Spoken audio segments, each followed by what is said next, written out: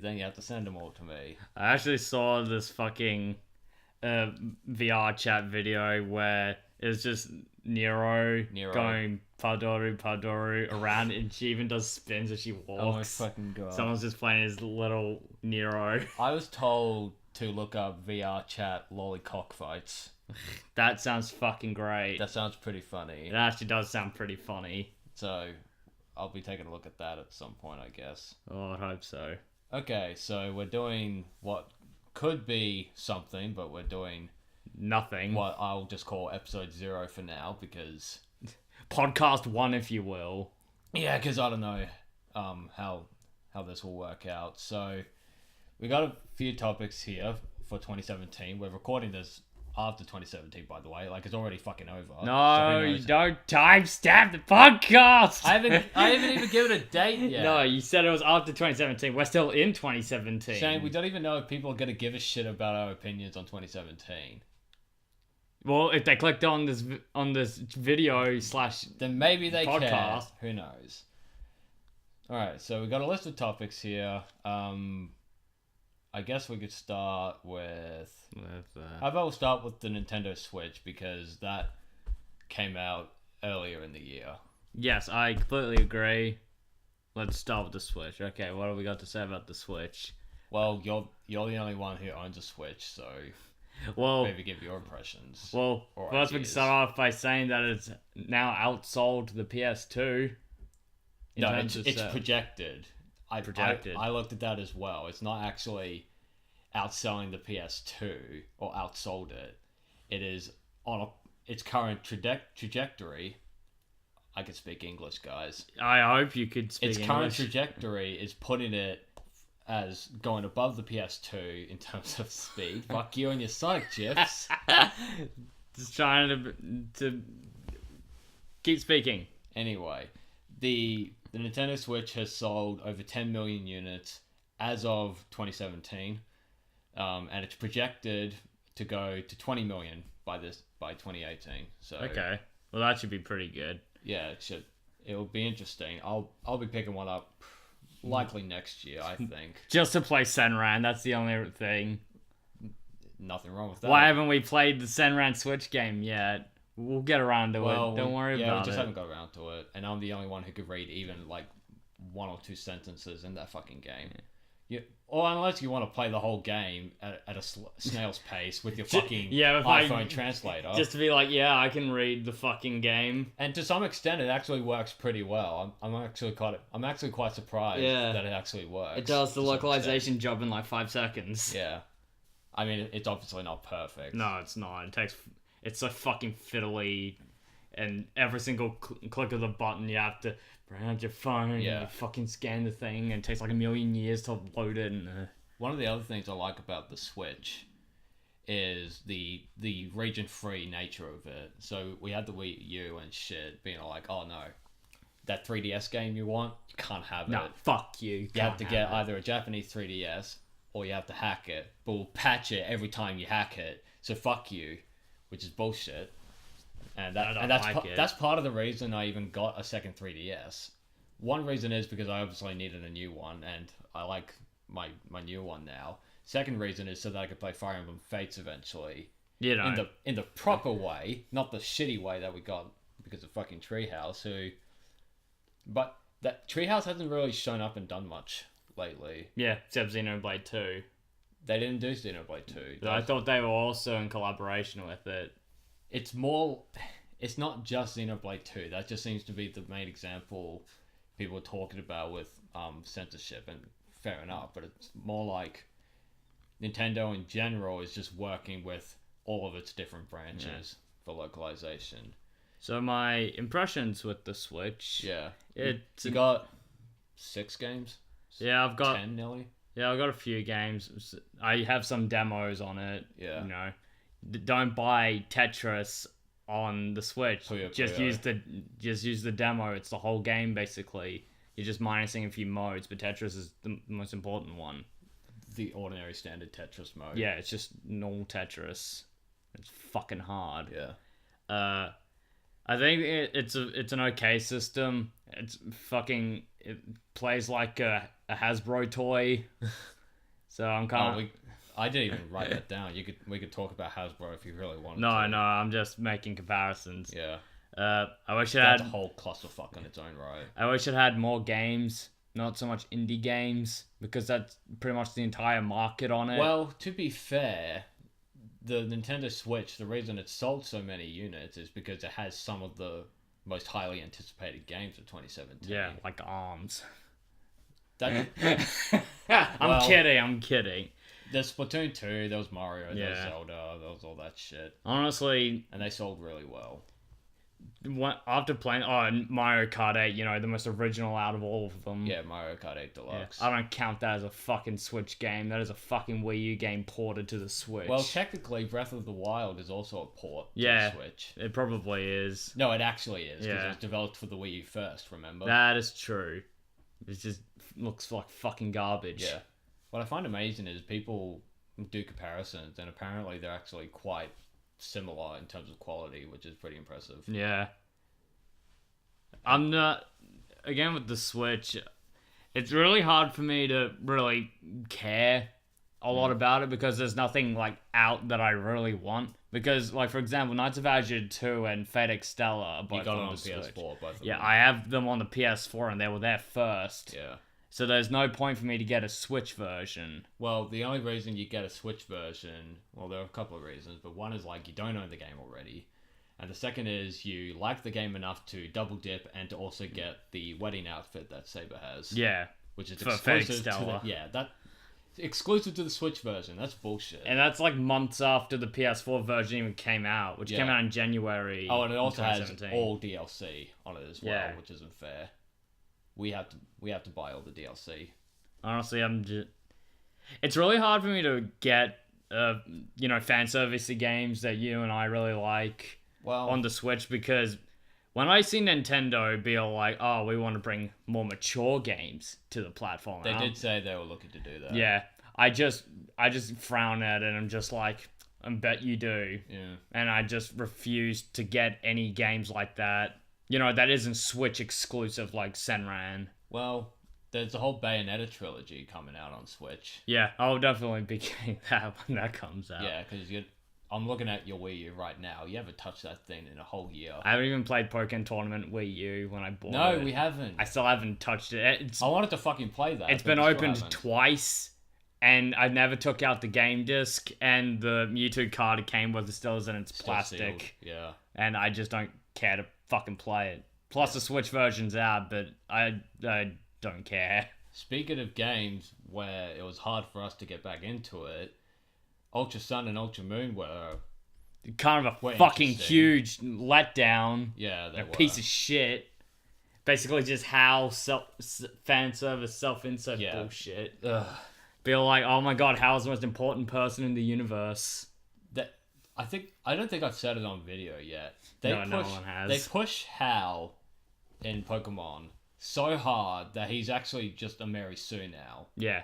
Everyone has to acknowledge him. He's an actual fucking Mary Sue, and I'm not even kidding. Everyone talks about how he's so great. Even fucking Gladian, the person who shit talks him in both games. And he's like, oh, so much potential is there. Yeah. Everyone's like, oh man, I know you. You're the Kahuna's grandson.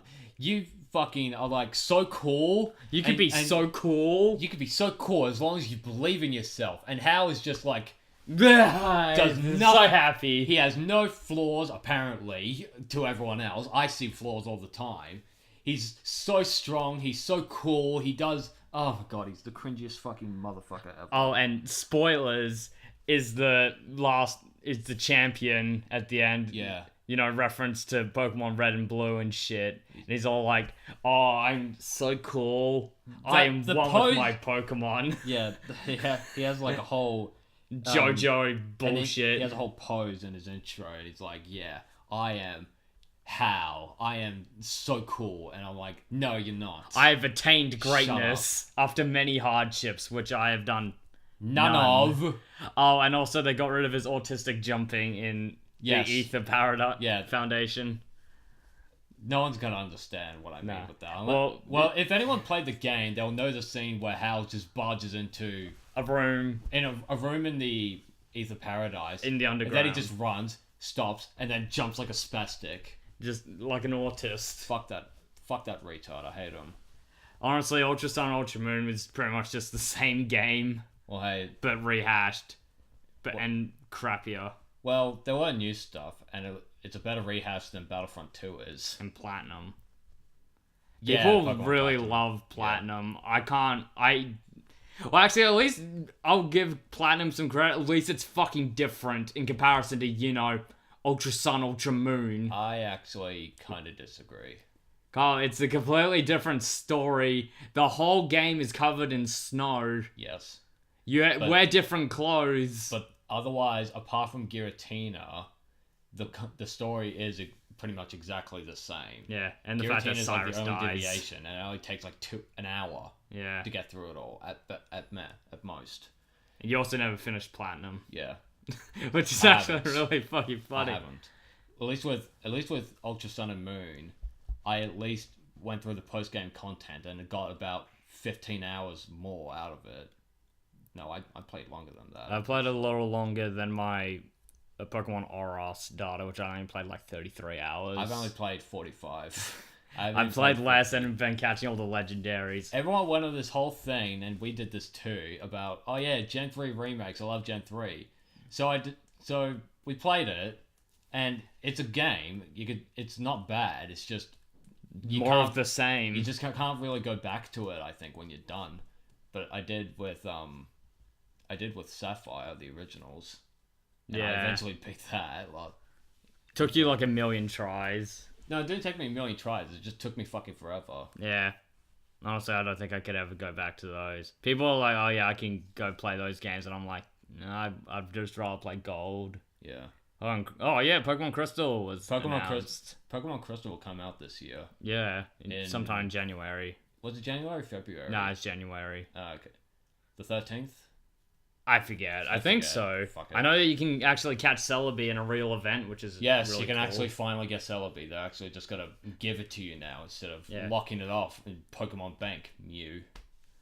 So I'm so mad that I had to get Pokemon Bank just to get that, and I never got it. I never got it either, so we missed out on a Z Crystal. Granted, you can still get Mew from your X and Y data because we did get that, That's true. EB Games event. That's true.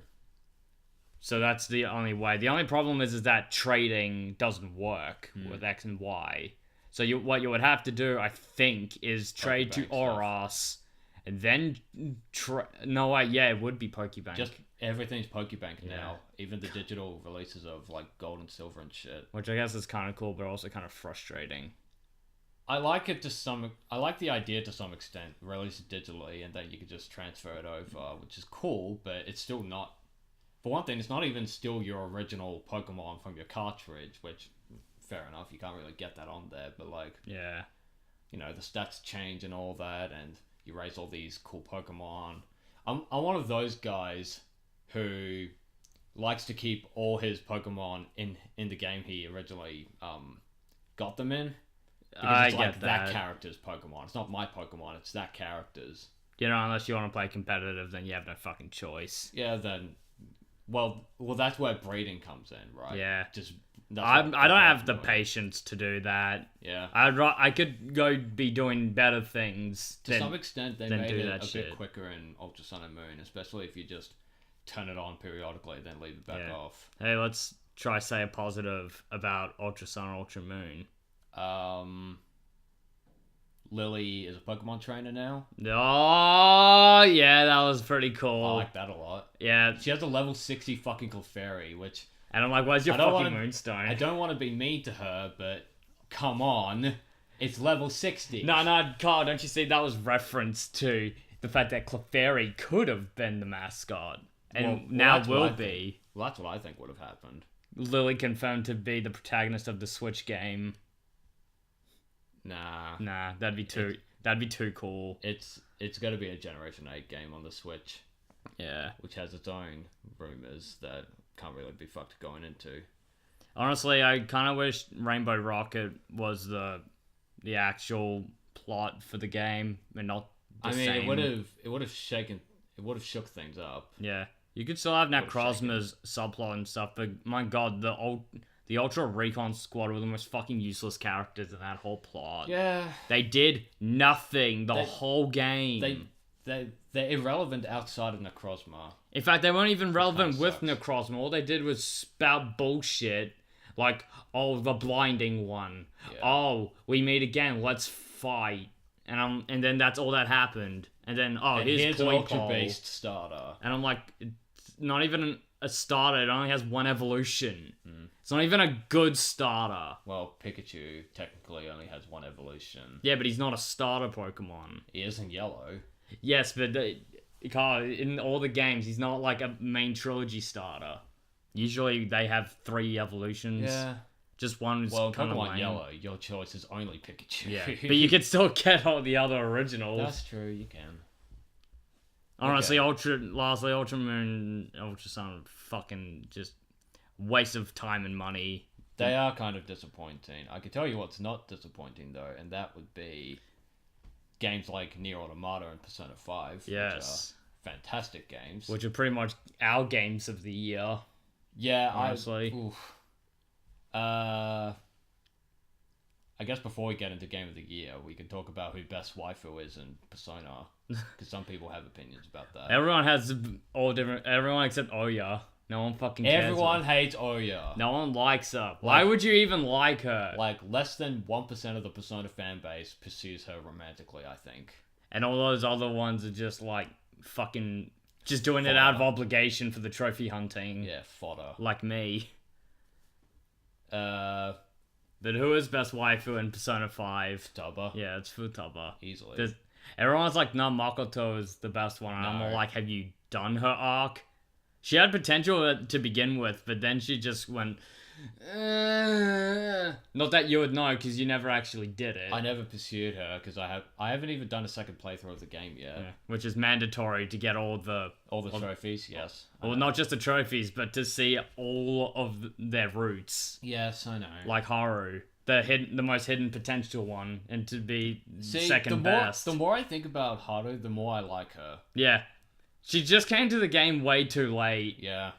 If she came like maybe an arc earlier, wouldn't be so bad. Yeah. But the problem is that she had to be at that point because it's how the story would work. I mean, to be fair, when she was introduced, you still have like another 50 hours of the game. Another 50 hours of the game to pass through. Yeah, but at that point, you're just like, I don't care about any new party members. Yeah, it's like when Akechi joins, you're like, yep. Yeah, because by that point, you probably cemented your choice. Yeah, because if you're playing over half of the game and you think, yeah, okay, I got one. Yeah, because you're already like 70 hours deep, not even finished the game yet, and you're like, okay, well, I'm about to rank 10 someone. Surely there'll be someone right now. In fact, you've spent more time with all those girls before Haru, so you probably like, Takemi more, or Kawakami. Kawakami. The best name. Yeah. I don't know if in my second playthrough I'm gonna pursue Kawakami or... I don't think you should. But I like her! No, but Haru, dude, you need to do Haru. Because I haven't done Haru. I haven't, pursued, romantically Haru yet. I wanted to. But I already did Makoto before. Yeah. And then I understood Haru, and then I just regretted my life choices. So third playthrough, you'll pursue her then? Probably. If I ever do a third one. Dude, another 100 hours. I'm not willing to do another 100 hours of Persona 5 so soon, even though it was in April. Well, maybe you should. Remember that time I had to play another Centuries episode twice? Yeah, but we won't get into that. That's a story for another day. Ugh. Yeah, definitely get into that. But yeah, honestly, I did Makoto's route for my second playthrough. Yeah. And I did it so early on because I already had my stats to complete hers already maxed. Yeah. So my only problem was that that because you don't get time to date her at all. So I only did maybe 2 dates out of 80 hours of game. Yeah. But is that the same for all the girls in second playthrough, or is it just Makoto for some reason? Well, Makoto I didn't really want to hang out with that much because one, I was focused on, I'm a bit of a trophy hunter for those people who don't know, I actually like to hunt trophies in my games. Yeah, except for the PS3 games. Fuck those ones. Oh, and just really quickly, I hate how the Switch doesn't have any achievement system whatsoever. Aren't they patching one in later? No, I haven't heard of anything like that. And if they are, fucking do it already. It's so hard for me to play, Mario Odyssey without being all like, well, I don't need 100% it. Where's the benefit to it? Yeah. What do I get out of this? Oh, I did it. Now I can say I did it, but there's no proof. I'm kind of in the middle with trophy hunting. On one hand, I like getting 100%. Like with Nier Automata, I got 100%. I'm like, yeah, I put the time in almost all the time. Yeah, you bought those fucking trophies. I bought 2 trophies. I also bought 1 or 2. I forget. I think it was 2. I think it's only 2 of them that would have taken like 20-hour grinds. Yeah, max out the pods. Yeah. Fuck that shit. Yeah, the pod levels and the abilities for the pods. It was something like that. It was both pod related. I can't believe you... Wait, no, you wouldn't have bought those pod programs because, dude, you can just find those in the overworld. No, not that one. It's maxing out your pod, like... Yeah, to max level, which is... That's all you have to do. No, that's like another one. I forget what it was. Yeah, I don't remember. What was I talking about? Oh, yeah, Persona 5. Yes. And it was Makoto. Makoto's ending is anticlimactic and fucking lame for a love confession because it's in a bar and you're just like, yeah. By the way, we got to preface it with P5 spoilers, maybe. Oh yeah, we can write that in the description and stuff. Though, granted, I think everyone who is interested in Persona 5 have already played Persona 5. Star Platinum the world. Yeah, Star Platinum the world. And then that clock ticking thing. Oh, dude, her girl has fucking the world in it. Of course it does. Not in like the obvious JoJo reference thing, but it's just the fact that they did it in like not in like a millisecond. Wow, was fucking hilarious. That's pretty funny. I can talk to you more about that later, but yeah. Back to P5. Shitty love confession. Yeah, Makoto has... Not even a confession. Yeah, it's barely. It's like a half-assed, I love you, because, I enjoyed ruining this girl's life with you. Yeesh. And I'm like, yeah, this is fine. I mean, granted, I actually liked the story for her route. I just thought that the conclusion could have, been handled a bit better. I mean, you got, like, girls like Ann, right? And you got that love confession on a fucking rooftop after you just met her suicidal friend and shit. And she's all like, wah. Yeah. And I'm just all like... We had this whole monologue about suicide is painless. It brings on many changes. Suicide. And then you can choose to confess to that, which is kind of awkward. But you don't care because you wanted your waifu anyway. Granted, I like Ann a little bit more than I like Makoto. I'm pissed off that the manga chose Makoto as the love interest. Makoto is the most popular P5 wife. I wonder why. Fucking Japan. With your fucking traditional Japanese ladies and big butts. Which they've been going through a big boom lately. Which I don't mind. You mean the thick meme or just butts? 2017 was like the year of butts. That's all it was. I'd say it was more the thick meme that was more prevalent. No, I think it was just... I mean, we had 2B's bum, which is pretty cool. And we had Arms, and we had Breath of the Wild. Yeah. It was just nothing but thick, juicy, delicious buttocks. Yeah. There was also the trap thing. There was also the trap thing, but I'm not going to talk about traps. But traps are gay. Yeah. Speaking of Ann, what's interesting is the official Japanese promotional material for Ann says her name is Anne with an E. Yeah, which is odd. So I don't know if that means we've been saying it wrong and reading it wrong, or but they say on. I've been hearing them. Shane, in Japanese they don't have an A sound; they have an A sound. Yeah, that's why it's Ann. But it might actually be Anne. Yeah, probably. Because she's also quarter Finnish. Yeah, or some shit. She's white. We know that much. She's a fucking white girl. She's fucking whitey. But yeah, definitely Stubba's number one. Yeah. Who is up underneath her though? Oh. Who is second best? Well, Kawakami is kind of popular, but I really like Kawakami. But to me, personally, well, that's tricky because originally for me it was Makoto because I actually really liked her initially when I saw it. When you weren't dating her. Yeah, when I wasn't dating her. Yeah, that's a good question. I'd probably have to say either An or... I would say Haru, but honestly, Haru's start makes me fucking hate her. I think... Because she's all like, you don't know what it is to be a Phantom Thief, and I'm like, shut the fuck up, you don't know what I'm thinking. I think... And also, it's mainly Morgana's fault. Yeah, exactly. Fucking Morgana. I think it was Morgana that soured my introduction with Haru. But then after that, got settled. Honestly, I like Justine more. Justine is more my favorite than fucking Makoto. Justine's not bad. Justine's pretty cool. Kind I mean, granted... Kind of a bitch, but... no, you're thinking Caroline. Caroline, yeah. Caroline's a cunt. Inmate. Let's talk about that English dub and its localization things real quick. Why don't we? The English dub is crap. It's fucking awful. Futaba's autistic, don't you know? Oh, yeah. Yeah. I told you about that earlier. Oh, and how she's called Oracle.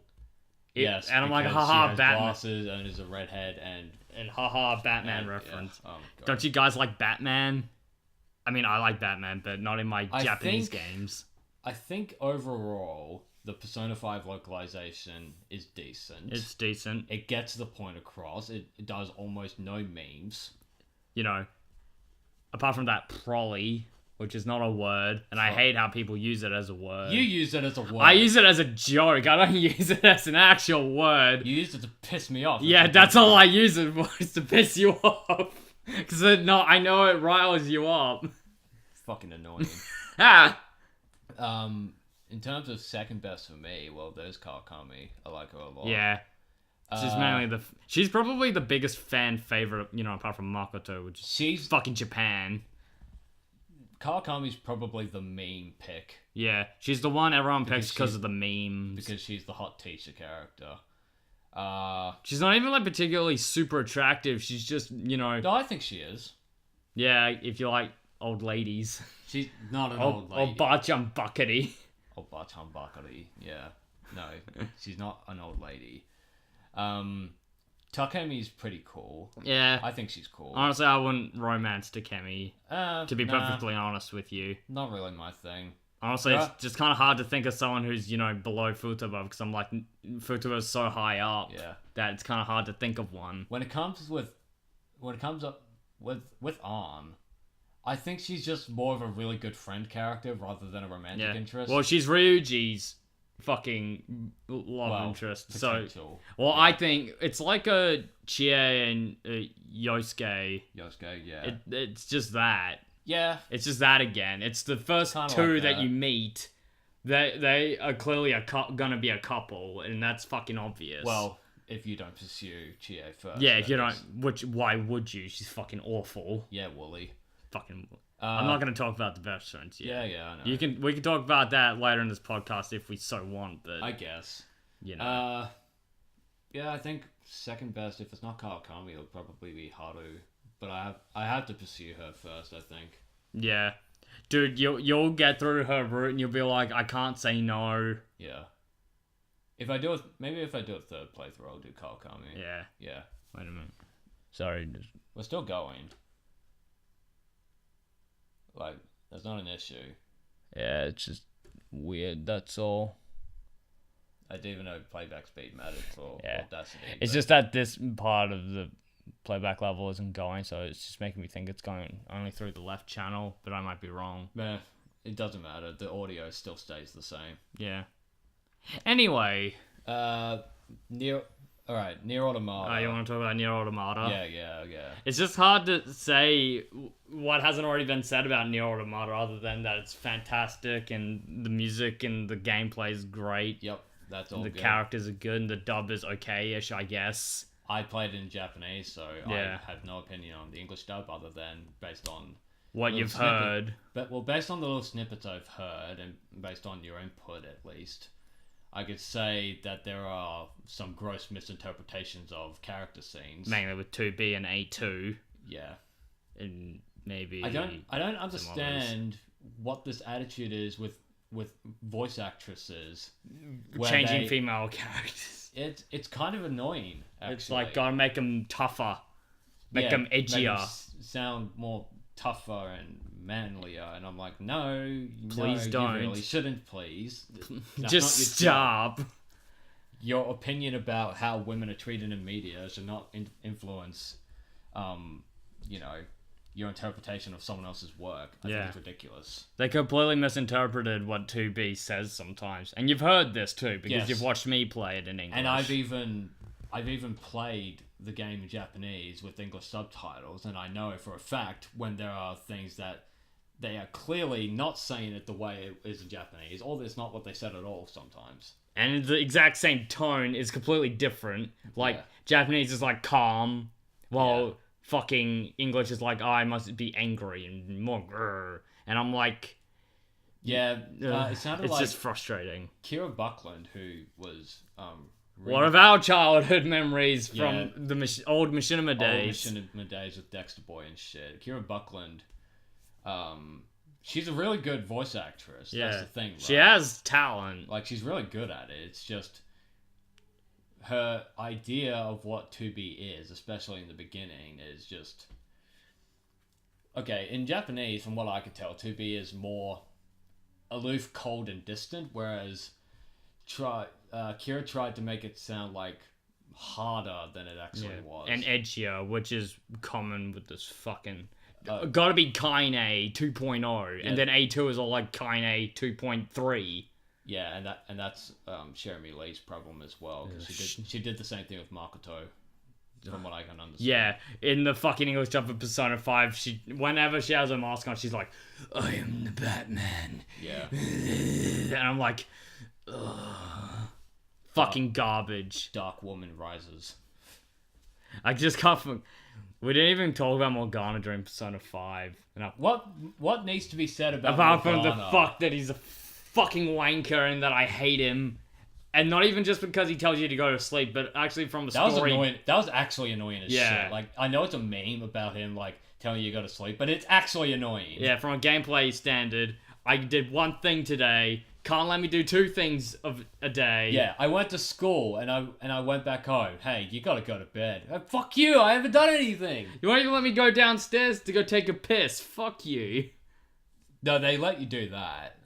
No, sometimes they don't let you leave your room. Yeah. Because like, aren't you tired? I'm like, I'm just going to the I just fucking want bathroom. the bathroom. Do you want me to soil my bed, you fucking animal? I don't live like an animal, you fucking animal. Yeah. Anyway, so Nier Automata, really good story. Everyone who hasn't played it should play it, and they should watch Clems's videos for lore purposes, because it's the best spot for it. It's not only the best spot, it's also the only spot. Well, everyone else is just feeding you misinformation. There are other lore summaries, but they don't go quite as in depth. Yeah, sort of like Fat Man Falling's Ruby stuff. Yeah, well, if you compile them all into one video, it would be like that. Man, could you imagine more people doing Fat Man Falling reviews? I wouldn't mind. I mean, granted, I rewatched a lot of those 2.5 hour Ruby reviews multiple times. Because they're really fucking good, too. Yeah, they're just insightful. And plus, they help for when you tell people, oh, excuse me. Here's why Ruby's shit. Yeah, here's why Ruby's shit, and Volume 4 is okay-ish, I guess. Yeah. And how Volume 5 is probably going to ruin it. It probably will be. Yeah, probably. Dude. I'm looking forward to Cross Tag Battle, though. Yeah. That should be fun. I mean, granted, the Ruby's...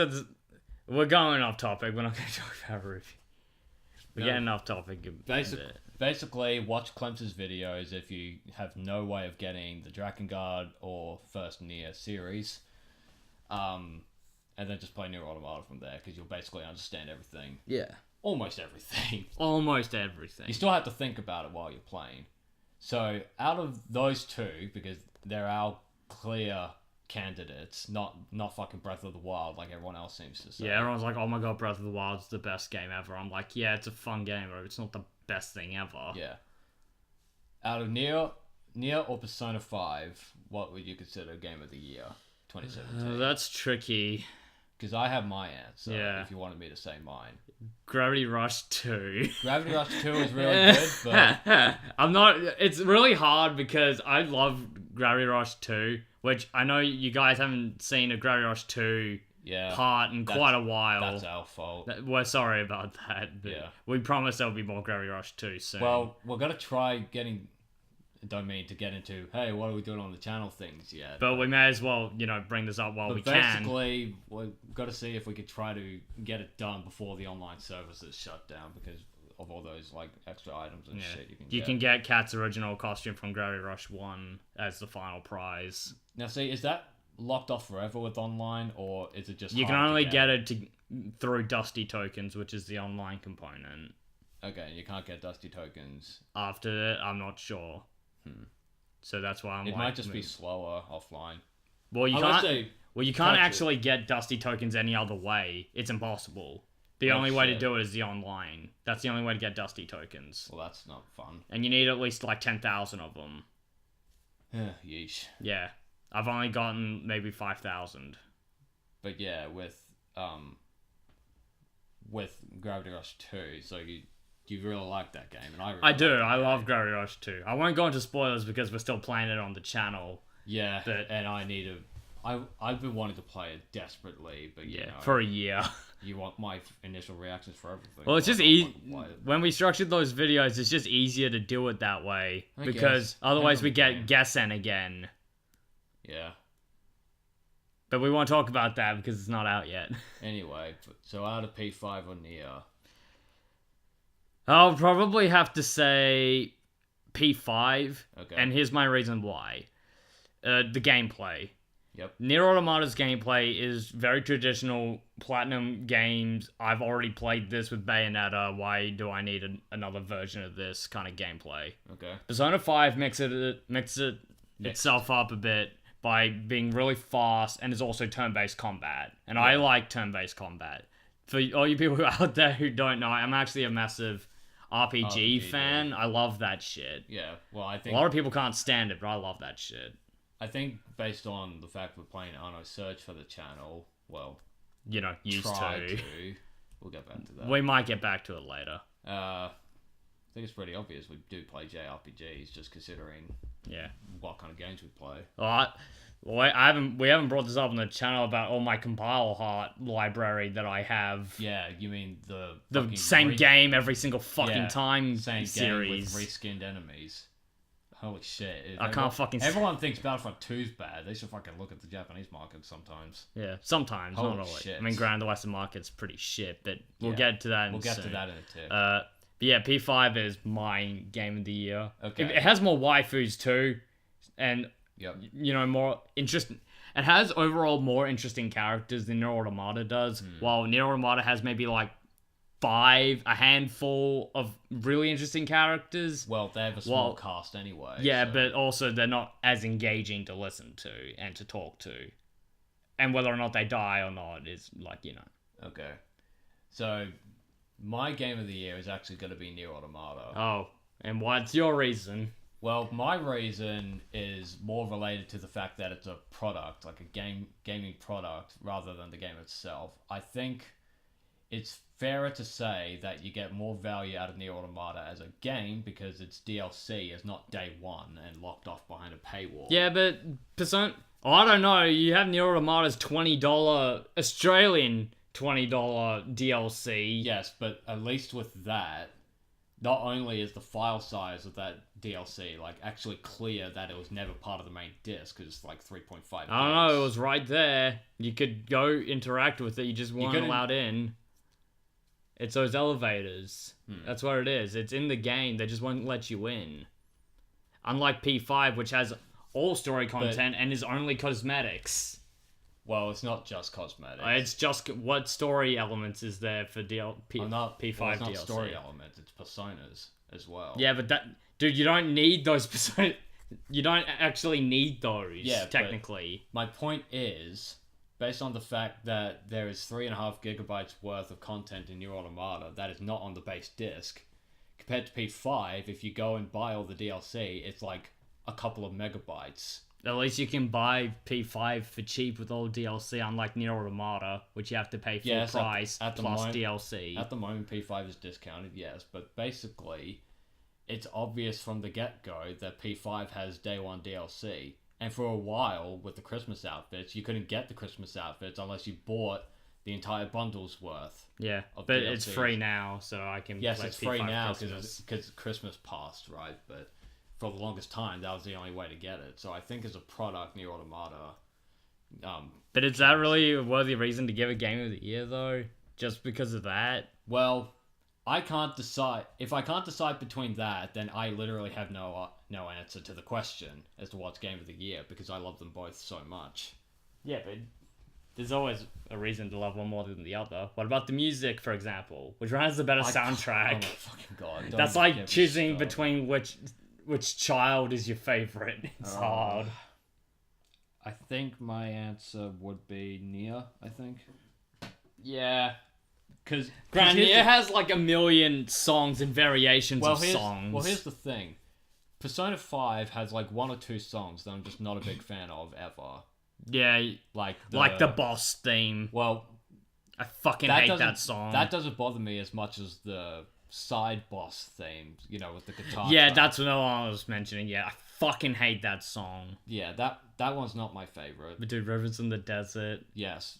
Well, that's not what I'm talking about at all. Oh, I love Rivers in the Desert. You know the Mementos bosses that you fight? With all those side missions? Yeah, it's that music. Yeah. I hate that. I hate it. It's basically every mini boss music. It's the fucking shittiest, crappiest fucking song in the whole soundtrack. What you can say, though, with Nier is that there is not a single bad song on the soundtrack. You could argue maybe that one kid singing that song. Oh, I fucking hate that song. Okay,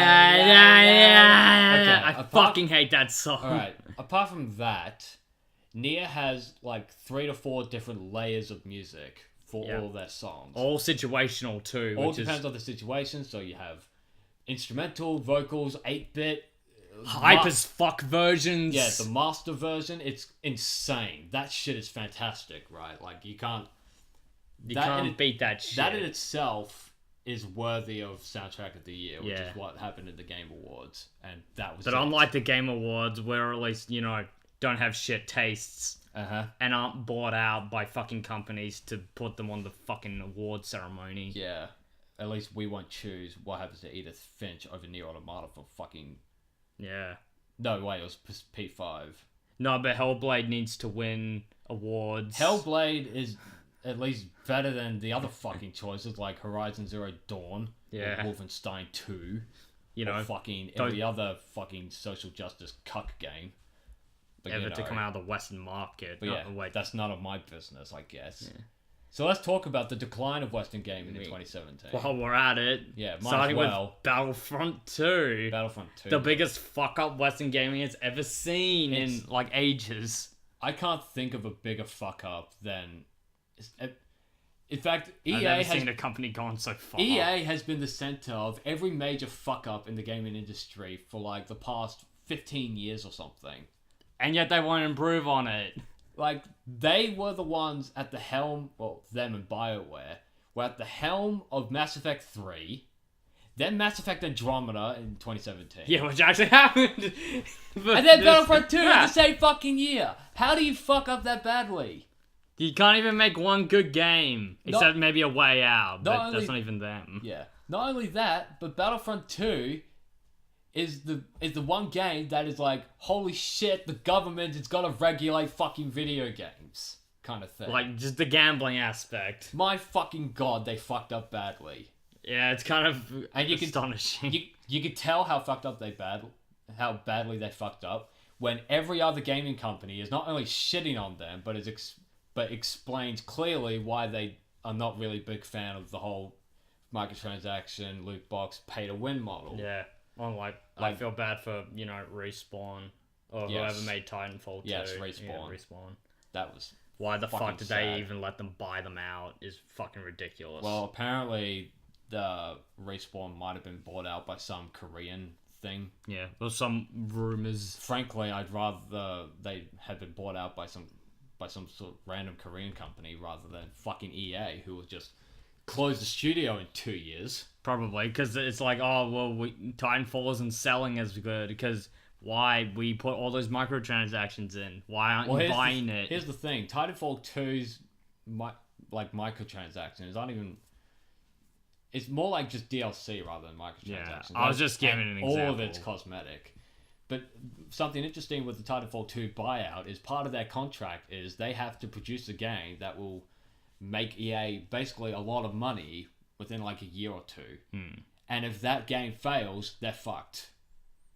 Like, that's part of the contract. Like, yeah, we'll fuck you up if you don't do this kind of thing. I mean, not like word for word, but basically that's the situation. So I'm looking forward to seeing Western gaming industry just die. I'm looking forward to... Like, it actually dies. I'm looking forward to fucking Titanfall 3 coming out and being as bad, if not worse, than Battlefront 2, all because EA decided, hey, this game Titanfall 2...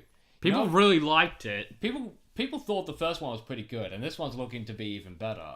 Let's put it in between Battlefield 1 and Call of Duty, because they have like 2 weeks apart, so let's give them a shooter that they'll play for 3 days maybe, and then choose one of the other ones, and then never come back and play it or recommend it to anyone else again. So fuck you. Because fuck you. Why support a good first-person shooter? I actually look forward to when certain localization companies just stop existing. Wouldn't that be nice? I mean, granted, you could say, oh, but if you don't have localization companies, how will you get your weeaboo trash games into English? They localize them in Asian regions. Just do it in-house. Square Enix does it in-house. It's why Final Fantasy isn't corrupted yet. Apart from 13.2 with its Assassin's Creed DLC. Oh, yeah. And it's still doing it. Yeah, 13.2 did have Assassin's Creed 2 DLC. Yep, you got to wear costumes for that garbage. Yeesh. And they've done it again in 15 when, honestly, it was a waste of fucking time. You know what's kind of a big slap in the face with that collaboration? What? So here's Final Fantasy 15. We have a whole campaign, a whole like side story thing. You can do all this cool shit. Well, cool shit, I guess. I haven't done it yet, so it's probably not even fun. But you can like run around like an assassin and do all this shit. You know what Assassin's Creed Origins did in response? Yeah. Oh, here's like a weird chocobo camel. Oh, and Arden. And that's it. That's literally it. No, Arden's in their game. Shut up, is he? Yeah, he is. Okay, well... Arden's there somewhere, apparently. All I know is that they just have a weird chocobo camel, and that's it. Yeah, that's it. Nothing else FF15 related. No, but holy shit. Don't you understand? We needed to make the money for the golden headphones and all that other garbage. Here's the thing about making money. Did you know every single release that was released by Ubisoft and I think Bethesda... No, I think it's Bethesda. Every single game has sold worse than what came before it. Which is actually kind of It's hilarious. the worst financial year in a long time for Bethesda. No one likes their fucking games. It's because they don't update their fucking systems. That's why all their games look like crap. Well, have you seen Skyrim? Pandering to social justice doesn't help either. Yeah. Just saying. Like, Just saying. Might be an issue, I guess. And not the tissue. Yeah, you've quoted that meme so many times that it's lost all meaning. Well, that's why we just do a light grunt at it now. Yeah. But yeah, so localization I want Western gaming to die and come back when it's learned its lesson and it apologizes with its head down. Well, that'd be nice. Just be like, I'm sorry.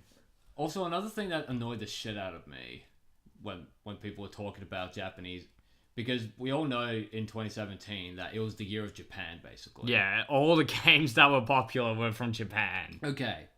So people, particularly the journos and idiot normies, were like, oh yeah, fucking Japan's finally caught up to their Western counterparts in terms of video game quality. And I'm like, ha ha ha ha ha ha ha ha. Where do you think Zelda came from? That's a cute lobotomy you got there. Where do you think all your Mario games came from, you fucking normie? Yeah. So here's the thing, really. The reason Japanese games were top tier in 2017 is not necessarily because they suddenly got good, what happened was the decline of Western gaming coincided with particularly exceptional Japanese titles that just happened to have come out in 2017. That was the reason, right? Like, if you took 2016's lineup of games, which I'm pretty sure they had a lot of games too, I just can't remember all of them right now. If they released in 2017, then we'll still see, to some extent, the same thing that we saw already with, like, P5 and Nier and Zelda and shit. We'll still see, like, Japanese games dominate. It just so happens that those games came out in 2017 and everyone really fucking liked them. Yeah. And also... the attention they got on the internet kind of, made them more popular. Like 2B. Before the game came out, she was popular. Yep. Like, holy shit was she popular. Yeah. I still remember when she was around and everyone was like, oh my god, the arse game is so hot. Yeah. And then everyone looked at Zelda's butt and was like, boy. And then Twintel. And how do we save Nintendo? Well, let's hold our hands out like this for a sec. Bobby's in charge. No one will ever get that reference. Well, unless anyone watched the Twin Peaks. Yeah, just Twin Peaks. Yeah. That's all you want. But even then, it's still an in-joke. I love in-jokes sometimes. Yeah. So yeah, that's the reason fucking Japanese games dominated 2017. It's because the West sucks right now. The West is really bad in terms of the games are fucking shit. If a lot of them are the same, honestly. If you're a normie watching this, get it through your fucking head. The games suck in the West.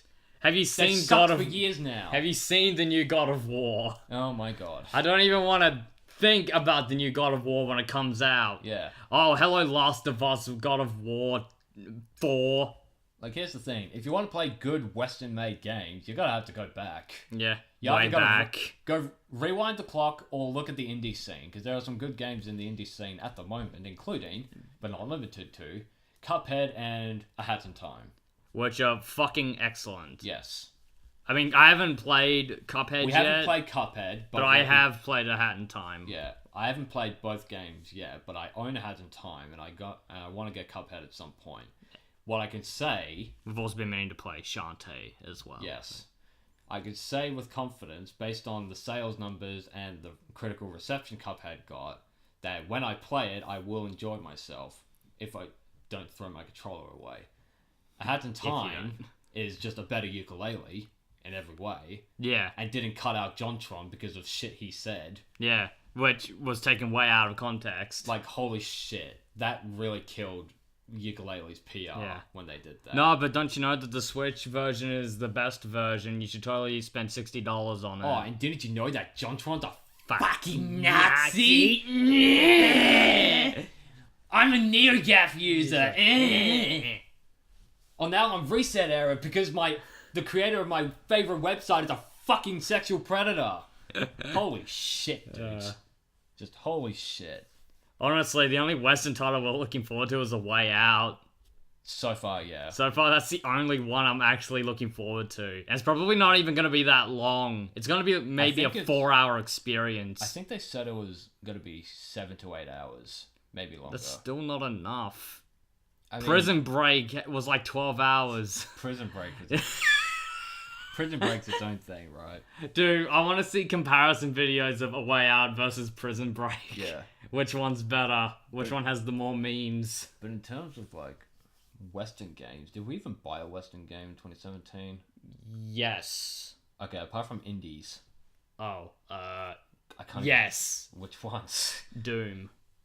That's 2016. Shit. Doom VR.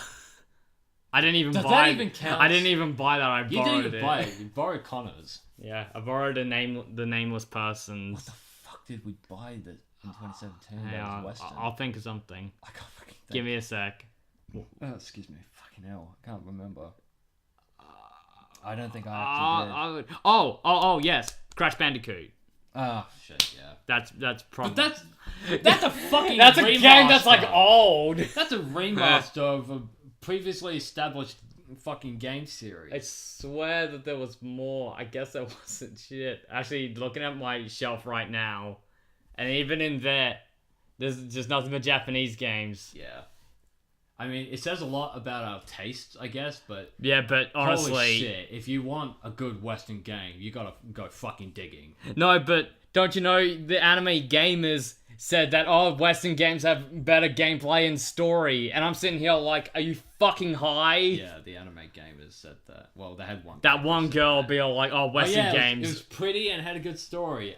Yeah. I played The Last of Us... Yeah, I played The Last of Us 2, bitch.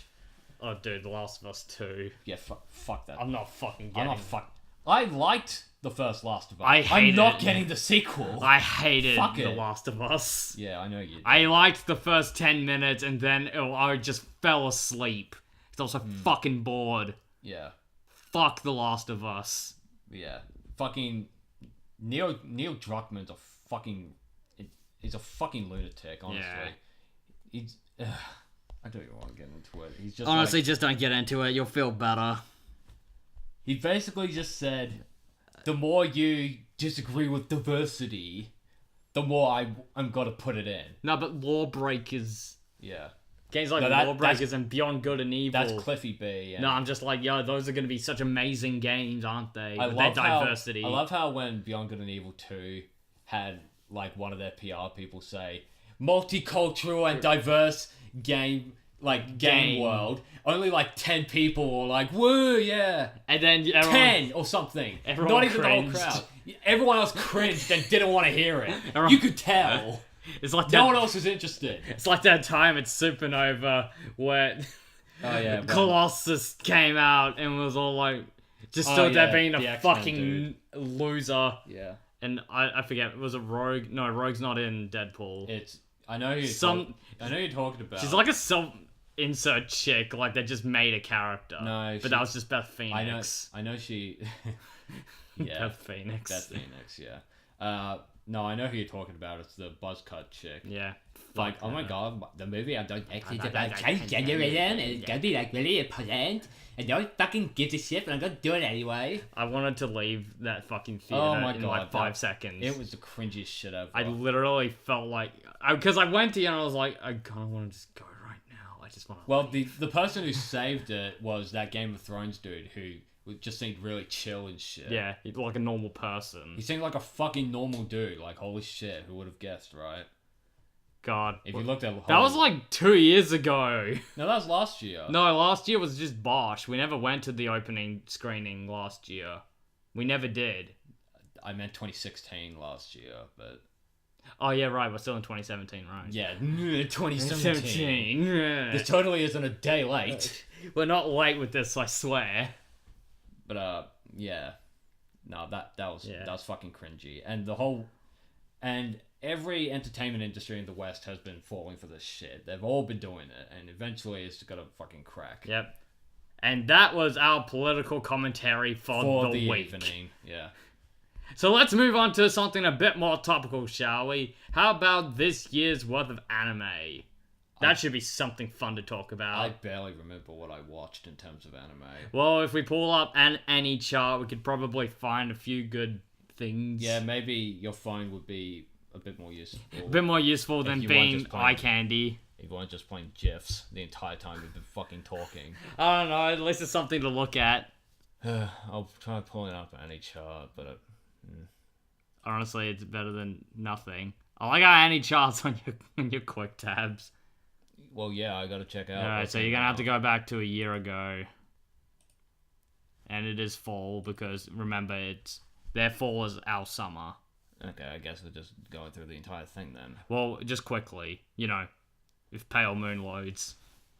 Fucking Pale Moon. I don't know why it's falling to shit. Oh yeah, I forgot, March Comes In Like a Lion Season 2 came out. Yeah. That year, that's weird. Okay, so... Wait, should be interesting. Anime Gatoris I haven't seen yet. Wait, what season's this? This is fall. Yeah. 2017. That's weird. Clear.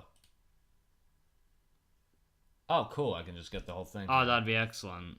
Cool. The entire... we're learning things. Oh, I fucking remember One Room. I never watched it. Did we want to do it on start date? Probably easier that way. Yeah, probably. Because then we actually know when anything came out.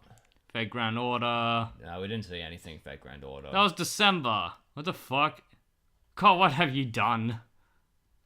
This is the end of the year. You literally already clicked that. No, hang on. This is falling apart. No, hang on. Hang on, one sec. I'll get this working. There. Is that... It just had to, do something. Alright, what do we got? Ah, yes! Masamune Kun's Revenge. One of my most hated of this year, of last year. Yeah. I fucking despise... Did you know... I didn't know this. Crunchyroll co-produced that show. They helped fund it. And Nunbaka. They did that too. In fact, they've done a lot of shows. They also did MMO Junkie, yeah, which that we liked. Yeah, that didn't make me happy. I mean, granted, if they're just funding it, that's fine. But if they had something to do with the writing process, I was just going to kill myself. Well, that's the thing. We don't know, and they're not going to tell us. And that just scares me. Well, they know exactly what would happen if it was revealed that they were trying to insert social justice into fucking anime. Or just There would anything be in general. There would be Fucking the riots. biggest shitstorm since Gamergate. Mark, fucking quote me on that. If that happens, there will be fucking riots. Well, maybe And not I will riots. love that shit. Yeah, there won't be actual riots, but they'd be like a shitstorm you would never believe. Now, I remember... Masamune Kun's Revenge is not very good. Yeah, by the way. that's what I was going to talk about. I remember I had a lot to talk about with Masamune Kun. I told you about this, but... Can you even recite all of it? You told me the whole year. Yeah, I told you back in, the last time I spoke to you about it was in, February or something. Yeah. Because that's when it finished. Fuck. It's a waste of time from what I can tell. Yeah, it's a massive fucking waste of time. Oh, that's what I was expecting. This is the main point. Because when I first read the synopsis of Masamune Kun's Revenge, it was at a con, and it was the manga, right? Because I knew... I remember that day. Yeah, because the anime was announced a few days prior, and I was like, that sounds interesting. I like these kind of revenge stories. It appeals to me. Yeah, and you know what? You know what I told you at that time? I told you, don't bother. It's probably gonna be shit. It doesn't sound that interesting. Well, I was a bit more optimistic about it because I like revenge plots. You know, like my Kogias and stuff. Yeah. What I got was a shitty. It was Masamune himself was the biggest issue and not the tissue. I'm sorry I had to make that joke. You're a cunt. I hate you. Nah, it's his fucking... His characterization is just fucking awful, because he's like, I've spent all these years training my body to be super hot, and I'm a fucking pussy, and I have no plan. Even though I planned it, I have no plan. The only plan I have is that this girl who's an inside source is gonna do all the work for me, and I'm like, I thought this was your revenge. This is your revenge. Not her revenge, your revenge. Your plans. What the fuck were you thinking? Yeah. Then you know what it is? It's because he's like, oh, I'm nervous. Oh, I don't know what I'm doing. She's gonna find out. I'm like, fucking shut up. Yeah. Shut up. Just fucking... Just shoot her in the face or something. Because honestly, I hate her. She's a fucking cunt and I hate her. So basically, I was right all along. Well, I secretly knew you were going to be right because of court. Dude, The ending of the fucking manga. which is out, by the way. It's finished. It's shit. Oh, I never read the last chapter, but I already know what's happening because it's happening right now. The last chapter I read was like chapter 39 or something, because there's only like 40 chapters and like a million side chapters. Yep. Because, you know, I gotta pad that shit out for all the money, to extort all its money.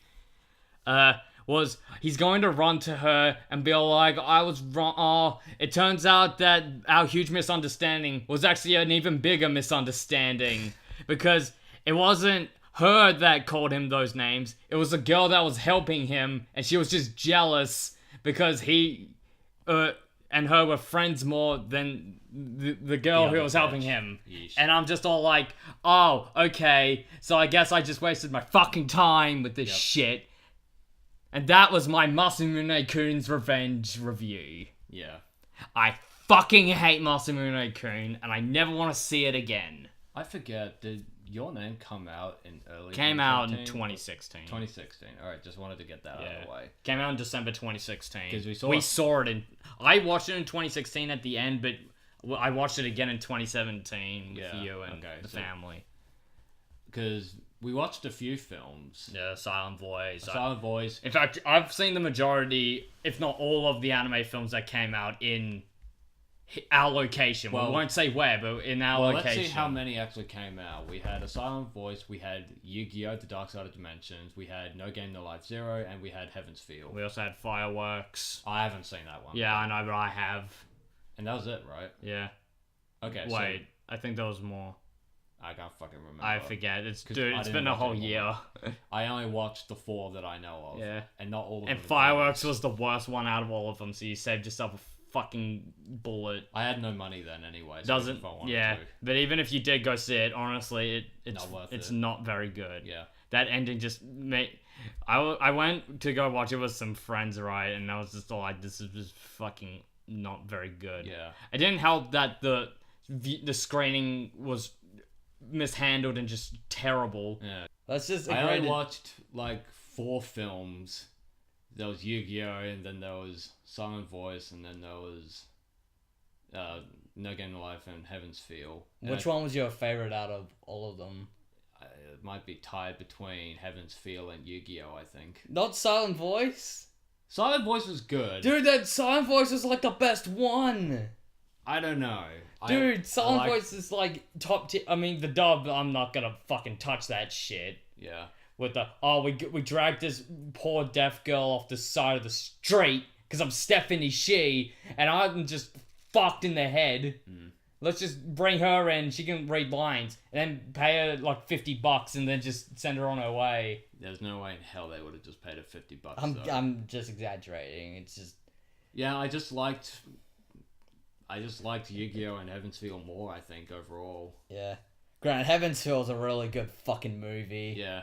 Too bad fucking Tyler spoiled, like, some of the major plot points to me when I went out a few days ago. Oh, you mean Jay's bro? Yeah, Jaden's Wait, I didn't know that he knew Heaven's Feel. Dude, he spoiled Heaven's Feel. He spoiled some of the major things. Dude, you should have told him to shut the fuck up. I did. You should have just walked away. What are you doing? I was going out with Jaden. No, you just walk away until he's done talking. Dude, no, he and I were just talking about anime. Well, you should have just been like, no, stop, you shut your fucking mouth. I did, but it was too late, and I already got spoiled a few things. Hey, he spoiled like Sakura and Ryder, didn't he? Or no, he hasn't said anything about that. Oh, did he mention the shadow? No. Oh, well then I guess it's not so bad. It's other stuff you don't know about that is really fucking cool, and I only now know because I was spoiled it. Okay, so. But is it like major yes. Spoiled? Major. No, I meant like spoilers. just with the really fucking major. Well, at least you don't know who the shadow is. I don't know who the shadow is. Or what it does. But I know what happens to Saber, but that's all I'm saying on that. Oh, I already know what happens, because the Saber Altar is out, and I already know that shit. Okay, well, but I don't know what happens. I just know Saber Altar is in this. No, but I know what she is. Yeah, Saber. Because I also know... There are different altars of, like, every single servant, almost. Like, Jeanne d'Arc has an altar as well. But the point is...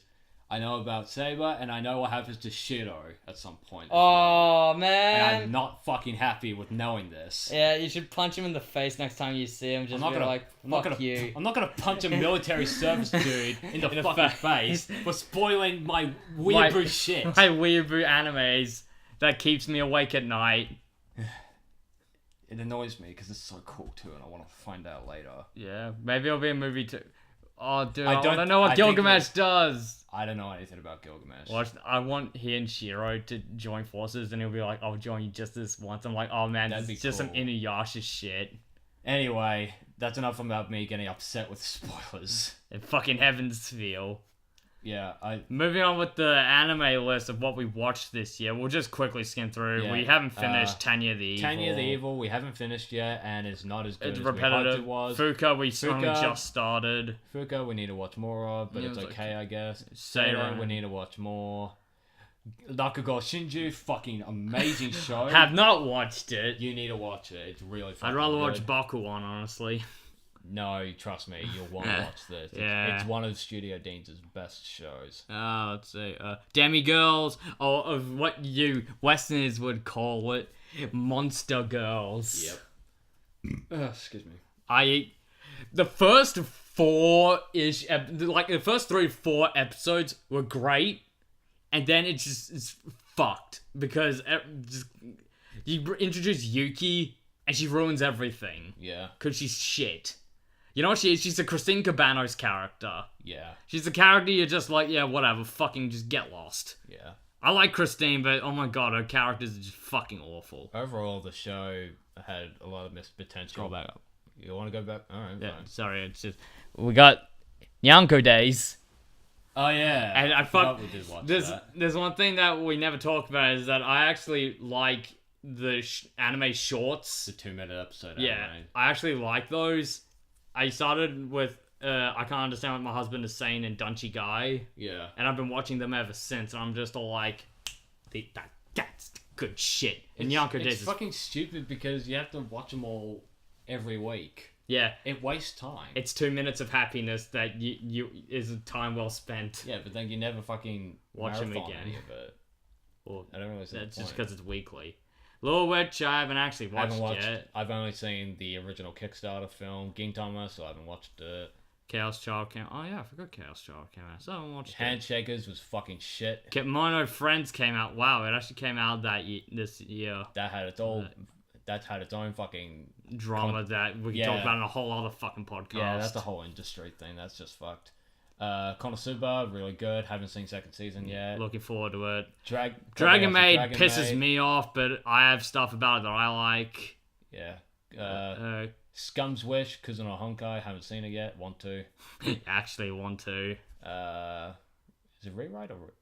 Did we watch Rewrite? No, we never watched season 1 of Rewrite. No. I've been meaning to, but I never did. Okay, we saw Real Life, which was pretty good, I guess. Yeah, Real Life's fucking 4-part OVA. I'm looking forward to that shit. Yeah. What else is there?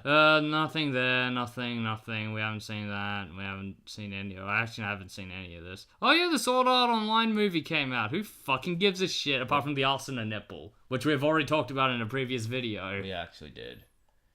TQ's ending, surprisingly, about fucking time. Yeesh. I've been following TQ since my TAFE days.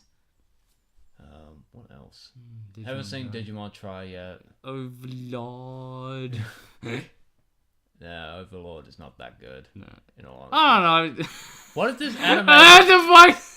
What's this fucking... President Trap-kun.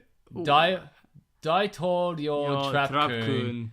An anime about the new transvestite that raps President Trap-kun. And it's a picture of Donald Trump. That's great. That's the fucking best. That's pretty funny. That's amazing.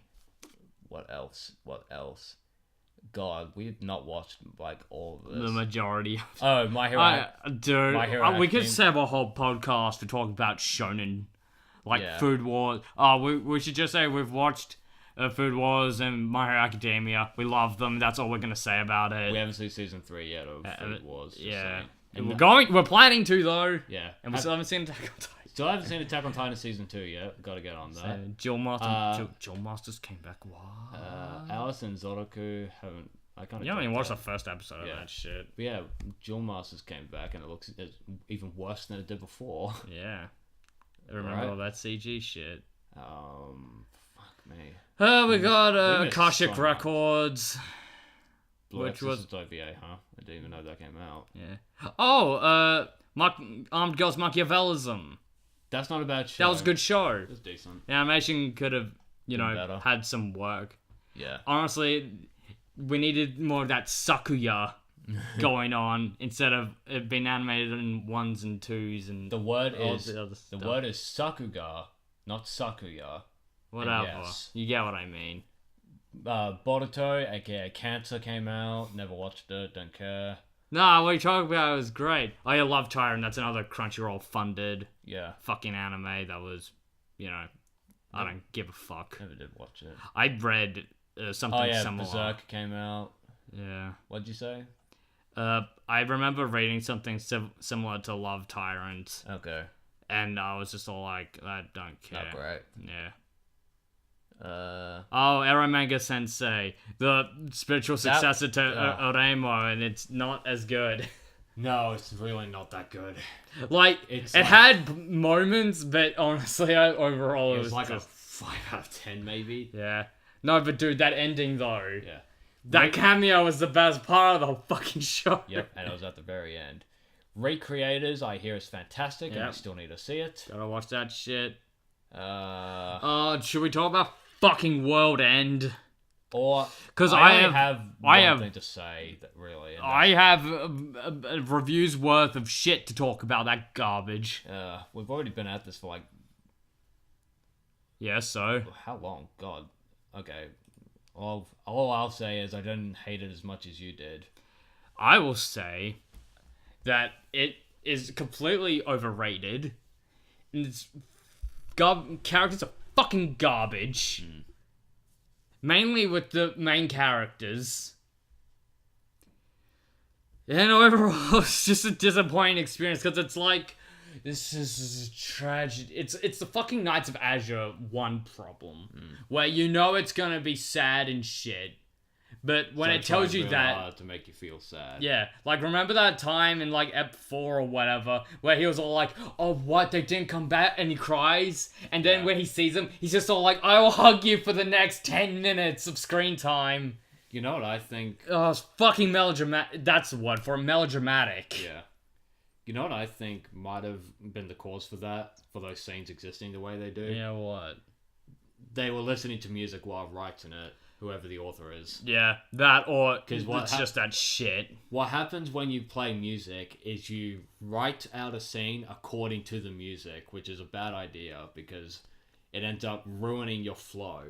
Yeah, because scenes could just go on for a long time. Sometimes they could go on for a long time, or there's suddenly a climax in the scene that just doesn't make sense because it's when the song comes out. And that comes from experience from your writing. Yes, because I wrote your fanfic days and listened to music while I was a teenager. Yeah, whatever. World End, honestly, I would give that a fucking miss. Do not watch it. It's fucking awful. The main girl is like, she ruins the story for you because she's all like, she breaks character almost constantly where she's like shy, average teenage girl to mother figure and just like, I'm the wise and I will comfort you kind of character. And I'm just all like, you can't be both characters at once. Yeah. It's fucking infuriating. And we all know her ultimate fate because this is a sad story and you must feel sad because if you don't feel sad then the story falls apart. Yeah.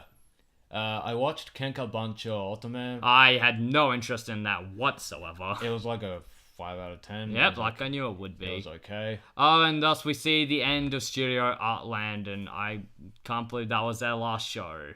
The 7 mortal sins. Mortal sins. Yeah. Not to be confused with the 7 deadly sins. We're talking about Naruto no Taizai, not to be confused with Naruto no Taizai. Yeah. Yeah, no, try to figure that shit out. The one time where the English localization actually has to change. Save the fucking game, yeah. The anime. Yeah, save the anime, sorry. Nothing. We never watched Numbaka, I don't care to talk about it. New game. We watched. We watched one episode, so there's not much to comment on. Not very good. Yu-Gi-Oh! Reigns is pretty good. I actually like it based on how much I've seen so far. I need to watch more. Shit. Blom. We've missed so much shit. Oh yeah, Blame. Blame was not. That was an okay movie. It's not great. The fucking beginning was just ugh. Yeah, I think overall the movie is actually just not that great. But dude, it had Sarai Hayami in it. Oh yeah, I forgot. The Irregular Magic High School came to our cinemas that I never went to go see. It, yeah. Oh yeah, how about the disappointment that was Gundam Axis? Oh yeah, how it was just a fucking 3-minute fucking episode. 3-minute like trailer. It wasn't even a real fucking episode, which I don't even know what that's about. Unless we're wrong and somehow there is a full episode. Which I doubt there is. Yeah. Kakegurui, which it got an anime and I read it before the anime came out and I just wish it would stop sucking its own dick with its lesbian implications. I know the mangaka actually did Shoujo Ai before, which you can tell influenced the work. But oh my god, could they just please just stop? Enough. It gets in the way of the fucking story with all its like, I'm gay, I'm also gay, and I'm like, I am in bed and I want to go to sleep. Speaking of of lesbianism, I remember lesbians. I remember watching a little bit of and reading most of Netsuzo Trap. Which, that also came out. Yeah, apparently the anime adaptation, after what I've seen and read, turned to shit. Yeah, of course it would. But no, it's a decent read. I actually liked reading it. It's just one of the girls is a fucking horrible bitch, and I can't stand her. And they get together in the end because this is a Yuri story. Even though you could have a Yuri story without them becoming lesbians, you could just have it be like a conflict. It's not really a Yuri story if they're not lesbians, Shane. But they become lesbians. They do. A rather insidious implication as to how gay people are born. Yeah, well, just saying. That's what happened in the story. Yeah, I know. I'm just making a joke about it. Fate Apocrypha, haven't seen yet. Going to watch it. It's finished now. I really want to see it. Aha Girl. Yeah, there it is. Sorry, Netsuzo Trap. Yeah, since it's right there and next to one of my favorite anime of the year. Yeah. Aha Girl, I watched literally just yesterday, and I finished it in one sitting because it's 12-minute episode series. Yep. I like it. I fucking hate the main girl, Yoshiko. Yeah. She's fucking awful. And that's all I'll say about it. She's fucking awful. Alright, Tsuredure Children. Tsuredure Children. That's a good show. Is one of my favorites this year.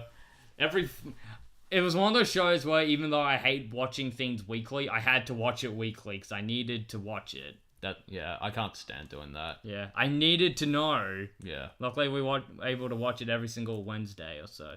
I see you highlighting the Mouse for Made in Abyss. I haven't seen it. I've heard that controversy. Okay, apart from fucking Anime Outsiders being a little bitch and accusing them of being pedo bait.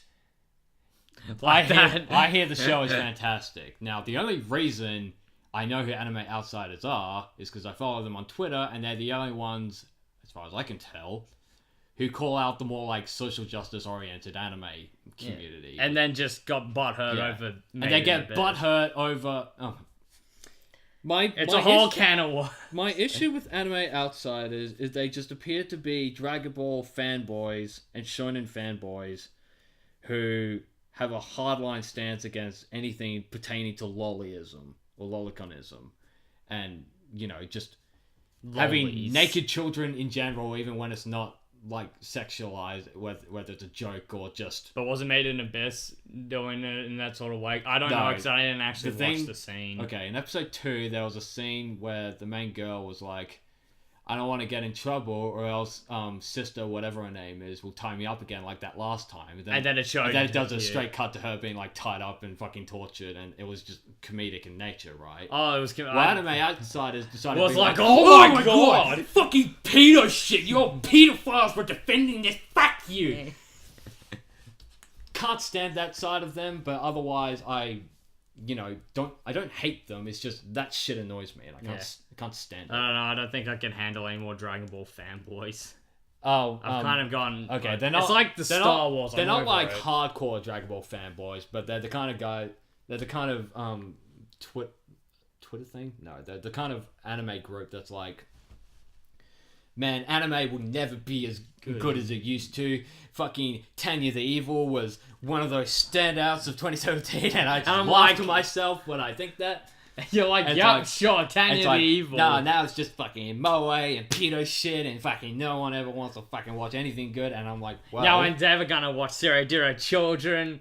Aha Girl is the most misogynistic, sexist. No, they don't go. Shit. They don't go that far. Apparently, anime YouTubers have. Yes, they have. They're like, oh my god, this is fucking disgusting. Yeah, and I'm just all like, it's not that bad.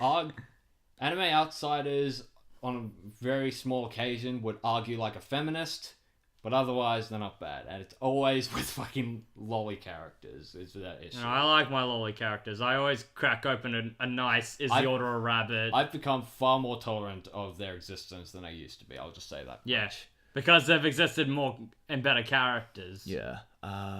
Wait, did Mary the Witchflower come out last year? What? No. I just noticed, I've been going through any chart. There were 3 Yuki Yuno Saves the World fucking films. Yeah, you didn't 3! You didn't know In that a year. that's... And Anime News Network, the most reliable news source, was all like, this is better than Madoka Magica, and this is why. Yeah, I know, right? Yuck. And I'm like, it's a fucking ripoff. Oh yeah, The Centaur's Life. Also, haven't seen it yet. Also a Crunchyroll funded anime, did you know? Yes. Well, apparently there's a whole thing like where it sort of was a criticism of social justice, but that's all I've heard. Yeah. And I don't even know if that's in the manga. Know. I know for a fact that's the In Another World with My Smartphone talks about male feminists, which is the funniest thing ever. Apparently, I'm not likes kidding. It. I'm not kidding. That's actually what happens. And yeah, apparently the show itself is actually crap. But that actually happens. One of the girls is like, well, I'd rather trust someone like you rather than a man who goes around the internet saying how much of a feminist he is or something like that. And I'm like, she literally says that, and I just could not handle it. It was the funniest shit ever. And I'm like, wait, the people at Crunchyroll fucking subtitled it. Subbed that. They subtitled them saying, shit. I'd rather trust someone else than a self-proclaimed feminist. Holy shit, right? The funniest shit ever. So many in Crunchyroll probably got super triggered when they saw that. Like all the one that wear problem glasses, which is most of them. Yeah. Speaking of the social justice and changing of things, we got the First Time Gal, which was one of my favorite manga of last year. Okay. And no one likes the show. The English name of the show is My First Girlfriend is a Gal, but frankly, I think First Time Gal is a far better English name, and I don't know why they... Yep, because it's basically what it means anyway. First Time Gal, maybe, or they could have said First Gal Friend, which would have been... a play on words, but still not accurate. It would have been far better than My First Girlfriend is a Gal, which like sounds... My First Girlfriend is a show, bitch. It's the same fucking mindset, and I fucking hate it. Hajime no Gal is more of a mouthful in English. It's fucking dumb. I've made my peace with that show with my reaction to it. Yeah. Which is on my channel for you weebs out there. That are never gonna watch it. That are never gonna watch it, except it's my most popular video of this last year. Yeah. Gamers, I haven't finished because it was infuriating me with its characters. Except the 2 characters I actually like. Everything I've seen up to that point. Markiplier anime. Markiplier anime. It's not even Markiplier. It looks just like it's fucking Markiplier. I look at it and just think back to the memories of when he was a good YouTuber. Yeah. Anyway, No Game No Life Zero, pretty good. Pokemon movie. I don't want to go back into that. I don't want to talk. Well, I'll save it for my videos when I do my big Pokeathon one day. Maybe. Kingdom Fighters Destiny is like, okay. Gundam Build Fires, I need to finish. There's a lot of shit we haven't seen. A lot of shit. Fate, Claudelia, haven't watched. Card Captor, wait, that's not even out yet. Oh, that's a prologue. Never mind. Yeah. Yuki Hoda, can't watch. Want to watch, but I can't watch. Yeah. Because I gotta read it first. You have to read Negima. Yeah. Blade Runner got an anime. I couldn't give 2 fucks. Yeah. Apparently the movie's not even that good. Yeah, didn't think so. Well, again, Tom, oh god, can we reach the bottom yet? No, there's Black Clover, everyone's favorite shonen. Yeah. That's all you need to know about Love Black is like Clover. a cocktail. I actually dropped Black Clover because I thought the protagonist was the most annoying fucking shit in the world. I didn't even start it because I knew it was going to be terrible. Yep. Love's Like a Cocktail's pretty alright. Yeah. King's Game, pretty good so far. I only seen 2 episodes. I mean, you can... Of course there are problems with it, but like, otherwise. MMO Junkie, really good show. Yeah, really liked pretty good. DSRA, which is also fucking a funded by Crunchyroll. Yeah, we all read the same article. Apparently it's not that good. Blend-S, we just finished last night. It was fucking awesome. It was decent. It's just better fucking, yeah, working. There's Show Bitch. I'm waiting for the uncensored version so I can watch it. Yeah, apparently it's a TV version that's out. Yeah. I already talked about Heaven's Feel, and that's pretty much it, actually. Yep. Yeah, the rest is just OVAs. That's all I've seen, yeah. Cool, we did. Oh my fucking god, finally. That went on for way too long. No, that went for the right amount of time. What are you talking about? So we went through basically... So that's what we watched. No. As for anime of the year, I don't know. Heaven's Feel, Yu-Gi-Oh. Silent Voice. Blend S is the winner. Yes, the most popular anime of the season with the Hideki squad. Yeah, with the gangster squad. Yeah. Overall, if a 2017 anime of the year exists, it's a movie. Yeah, it's got to be one of the films because those were the best ones. Yeah, like I'll say either Silent Voice or Heaven's Feel, because dude, Heaven's Feel was so fucking good. I'm thinking maybe anime of the year, which would be different from my favorite of the 2017s. It was My Hero Academia was also good. Yeah. But the first season came out in 2016. So yeah, but second season. Yeah, but is that really fair? No, not really. But who cares? Yeah. It was the best one to watch. I think anime of the year probably Heaven's Feel for me. Yeah, I really like the Silent Voice, and I love Yu-Gi-Oh. I thought that was a fantastic conclusion. Otherwise, yeah. All right, so moving on to one of the last parts of this podcast. We have like two more topics. Well, we'll talk about this one while we're already here. All right, Season 2 of Senran Kagura is coming out this year. Yep, and I'm very skeptical about how they're going to do that, honestly, because we don't know. Season 1 adapt, yeah. Season 1 wasn't even a season, it was a series. Yeah. I'm sorry, Senran Kagura Ninja Flash for the West, but just Senran Kagura for all the normal people in Japan. I don't know why they felt like adding that subtitle. Fucking Funimation. I don't know, I guess to differentiate it from the games. Yeah. Overall, the first season's like... I liked it. It's pretty good. It's really good. For Season 2, I don't know, all I know about Season 2 is I am never watching that fucking English dub ever again. Yep. I'm so happy we went through that. I'm really not. They changed so many fucking lines. Yeah, but we needed to know. And they acted so poorly.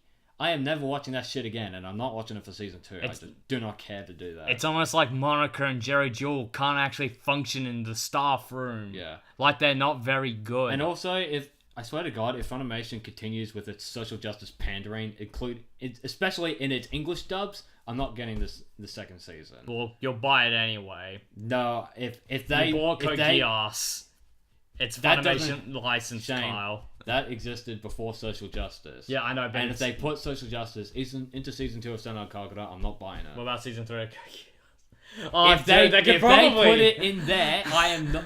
If they put it in there... We're going to make an hour-long rant. I am pirating the Japanese version of Code Geass, and you can't fucking stop me. Not you personally, but like Funimation. Yeah. You will not I can't stop you, but... You will not fucking stop me from pirating Season 3 if you even think about putting a Trump joke in there. If you even think about it.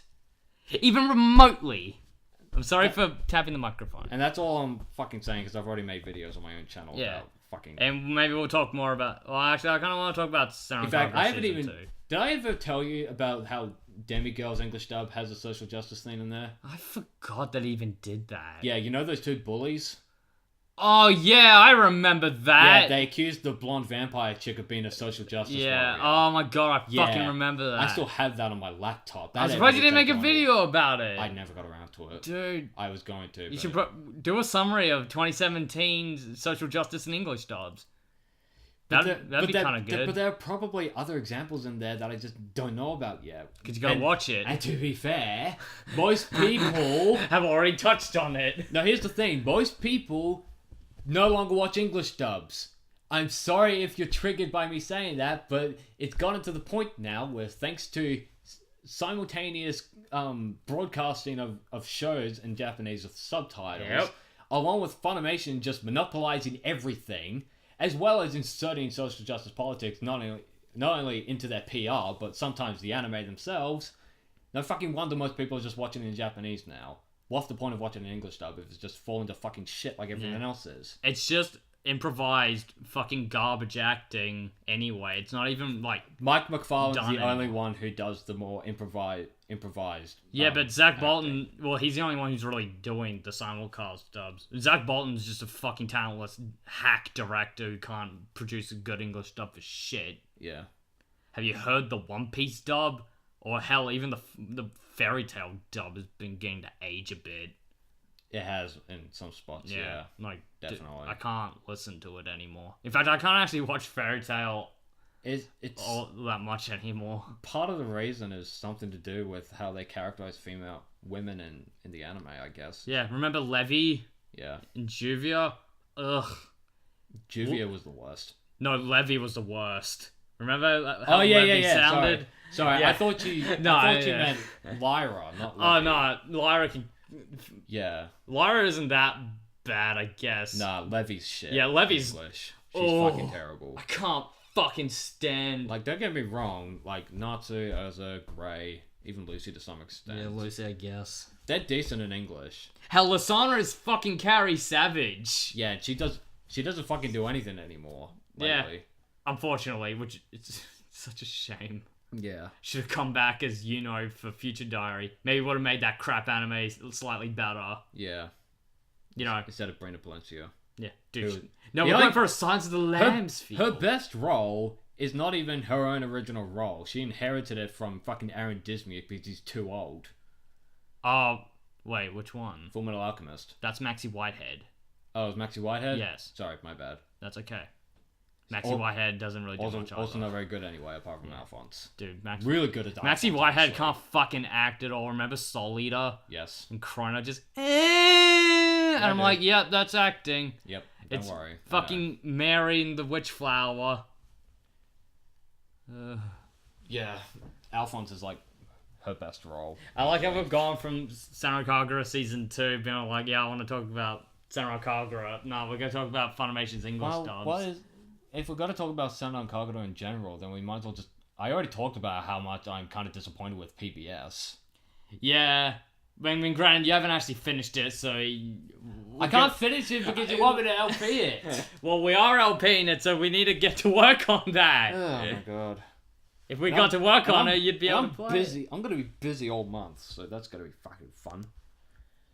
Anyway, we'll move on. We got one last thing to talk about. Well, do you want to talk about Yandere Dev or Doki Doki? Both at the same time. I guess we could get Doki Doki Literature Club out of the way then. Okay. I finally played it. Yep, I also played it. I really, really enjoyed it. I want to start a hashtag campaign called hashtag Natsuki did nothing wrong. Actually did nothing wrong. Actually did nothing wrong. Except scared you. That wasn't even her fault. Yeah. Sayori didn't technically do anything wrong either. Yeah, fuck off. She's like, oh yeah, thank you for... spoilers, by the way. We're going to talk about Doki Doki. Yeah, Doki Doki spoilers. She's like, oh yeah, thank you for getting rid of Monica. Now you're mine forever. Yeah. Nope, not. Hey, did you know that's shit. the bad end? Yes. You don't even know what happens in the true end. No, because you like, oh no. No, you can do it. Yeah, but you're like, oh no, like she only said something slightly different, and I'm like, well, what's the? She doesn't say what she said. Yeah. In the bad end, if that's what's bothering you so much, she actually says nice things. I am going to try get the true ending right anyway. She's not that bad. Yuri. Yuri is terrible. Yeah. She's a bitch. Yeah. Fuck she's her. Fucking terrifying. I mean, the game is technically all Monica's fault. Just saying. Yeah, that is true. No, it's the game's fault. I can't tell who's worse though. I think Monica, because she's making Yuri do that. Okay, but part of me thinks Yuri made my experience worse. Because she scared you and made you uncomfortable. Yeah. And didn't make your pee-pee feel good. Hey Monica, have you thought about killing yourself? Jesus Christ! Like you mean Saori? Oh wait, no. No, she said Monica. Yeah, God, what a bitch. Or how about when her inner thoughts and her eye was like a cube and it was just spinning around and staring at you? That just weirded you out. Yeah. And the fucking music. The high-pitched music freaks you out. The high-pitched and fast music freaks me out. Like during that argument where it was just getting faster and faster. Yeah, oh man. That got to me. The game really gets to you. That game got to me a lot, and apparently Tumblr is making its move toward it, which is not fun. It's encroaching its advance. And I'm thinking of this. I think you've seen this image. It's just updated. It's the one where the Grim Reaper knocks on all these doors, and Nah, I haven't seen it. Okay, basically he's like knocking on the new like favorite things door to like Doki Doki Literature Club. Death is Tumblr, and behind him are all the other open doors with just a pool of blood for like Rick and Morty, Steven Universe, Cuphead. Well, they tried with Cuphead anyway. Yeah. It's like that shit. God, I'm really. And apparently that's happening with Doki Doki, but I don't know. Yeah, because I just. What's annoying is that Doki Doki feels like it's gonna be one of those meme games, and that's all will be remembered by and then forgotten. Yep. In the next year or so, and that's gonna be. It's like Fuck, what was it? There was something similar to Five Nights at Freddy's. Yes, that. Except it's not going to be to that degree. No, because it's not going to get that much merchandise, even though it's getting that merch. Franchise got milked to shit. Yep. I actually liked the first one. Yeah. And the second one was okay-ish, I guess. But then it just got worse, and I was like, it's not the same. The first one was just better. Yeah. Okay. So we'll end this on this one note. Yeah. Yandere Dev. Yandere Dev. I mean, nothing against him personally or anything. We just want to. I quite like him. He's as a person. He's a good creator. It's just, and I quite like the idea behind the game he's making. It's just not Yandere. Like Doki Doki, like we wanted to talk about. I wanted to talk about this. Is like Doki Doki does a better Yandere experience than Yandere Simulator, yeah. Because Yandere Yandere-chan specifically has become just the poster girl and a meme. She doesn't have the presence of a Yandere. She's just like, I'm a girl who kills. She's basically just female hitman. Well, that was the intention going in. Yeah, but I meant like an actual yandere, like attitude-wise and all. You can't even give like scary letters to senpai. You literally can't do anything except kill. Well, here's the thing. You can't even just do that now because there are so many people, probably 12-year-olds, like, who bitched about how, I don't really want to kill the girls because I like them too much. And I'm sitting here thinking, do you think for a minute, if Agent 47 suddenly felt bad about his victims, that he would just fucking leave them alone? Yes, that's a sequel. No, like, I'm kidding. Just stop it. It's because of you that you've now made the game so that you don't have to kill the girls, when frankly, I think that defeats the purpose of... Like the panties being censored thing. Well, okay, that's just now optional rather than like... Which is fine, I guess. You don't need to do that. It's just annoying how Yandere Dev was all like, it's not something I care too much about. And I'm all like, but I thought that was an... Well, I cared about it to an extent, but... We care about creative integrity overall. I guess some fans' opinions are more important than others. Mainly just Tumblr. It's not just Tumblr. It's I swear it has to be the kids. That have been watching their favorite, like, Cub Scouts YouTubers playing the video games and the Markipliers. Yeah. They don't really watch PewDiePie that much anymore. Yeah. As far as I can tell. Well, PewDiePie has become kind of a different YouTuber altogether. Yeah, completely different. He's not even... I don't even know why he even plays games anymore.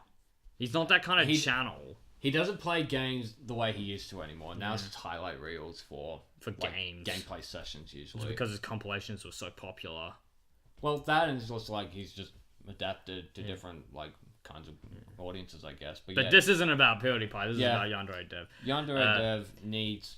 He needs to create some... Well, we don't want to tell him what to do or anything, but it's Yandere-chan. I think as fans, we can offer feedback, but I don't think he'll ever watch this. Yeah. Looking at Yuri, for example, in Doki Doki, acts more like a Yandere than Yandere-chan because of her approach and the way she speaks. Yeah, her crazy obsessive behaviors. I want to cut you open and crawl inside you. Yeah.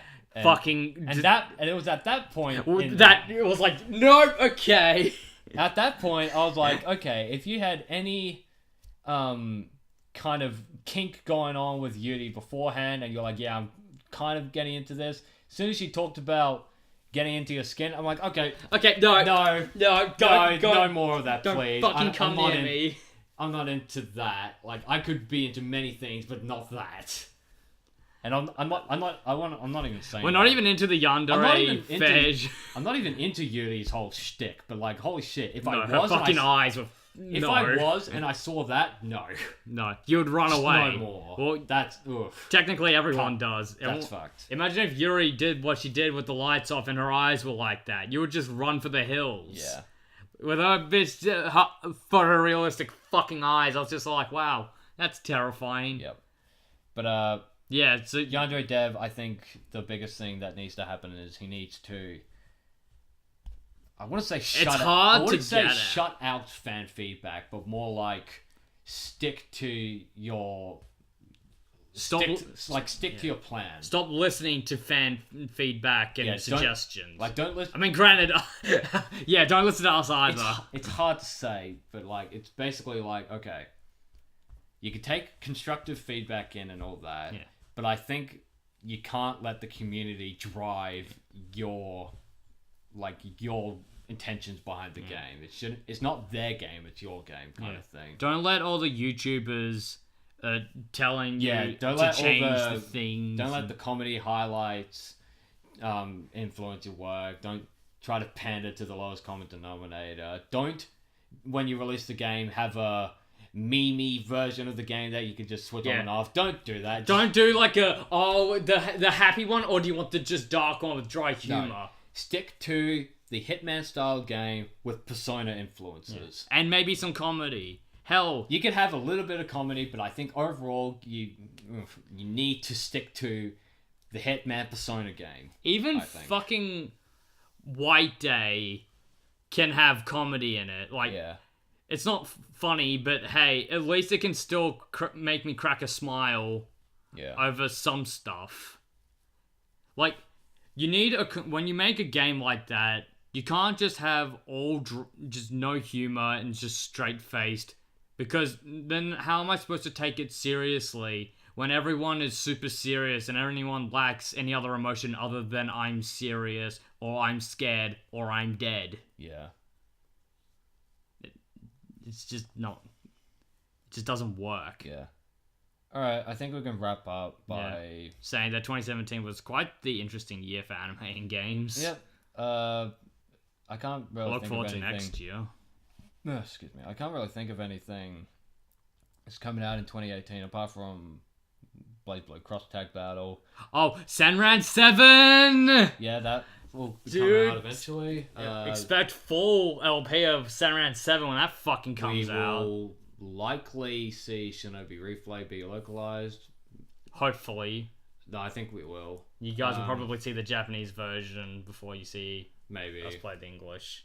I mean, we won't get anywhere, but hey, at least it'll make for some funny videos. But, I would look forward to Dragon Ball FighterZ if not for that shitty season pass of crap. Yeah. You know what? I'm waiting for that. You know what I look forward to? More Oppai Bro videos. Yeah. Yeah, we'll work on that. Yeah. Didn't we release more videos in 2017 than 2016? I'm pretty sure. No, we didn't actually. No, I swear we did. We didn't. I've counted. We've released maybe like 20 videos. But in 2016, we had a longer period. We had a longer break. Yeah, but we released more in the beginning. I will do a quick... Because I actually don't know. I swear we had more. I will do a... I swear we had more videos. Quick look. Anything that's a year old. Oops, not that one. Because I actually don't know. Yeah. I'm pretty sure we did. It's been so long. So you gotta find it. I'm not counting the Blaze Blue one. That one doesn't count. Yeah, that doesn't. No, that doesn't count. It was a funny meme video. It got a few thousand views. Or a couple thousand, not a few. Let's see. When was this released? Yeah, 20 compared to. All right, our last year already has more because at that point there were 16 parts of Gravity Rush. Yeah, all right. We're sorry, everybody, that there wasn't as much. We can fucking terrible with scheduling, but we'll work on that when I'm actually fucking available, because I'm not gonna be for a while. Yep. I mean, at the moment you are, but that ain't gonna last. That's to the extent. Saying. That ain't gonna last long. I'm actually happy that people have been subbed for so long. I mean, we've had some comes and goes, but yeah, ups and downs definitely, and people have been really patient with us, which is always a good thing. Yeah, which is always nice. Yeah. It's always nice to be appreciated by the silent fans. Yeah, really fucking silent. I'll say that much. Super silent fans. Would be nice if we could talk to them. Maybe I'd like to have some. Maybe they'll have something to say about our stances in this podcast. Yeah, who knows? And if people don't like what we said, you can go back to school. Yeesh.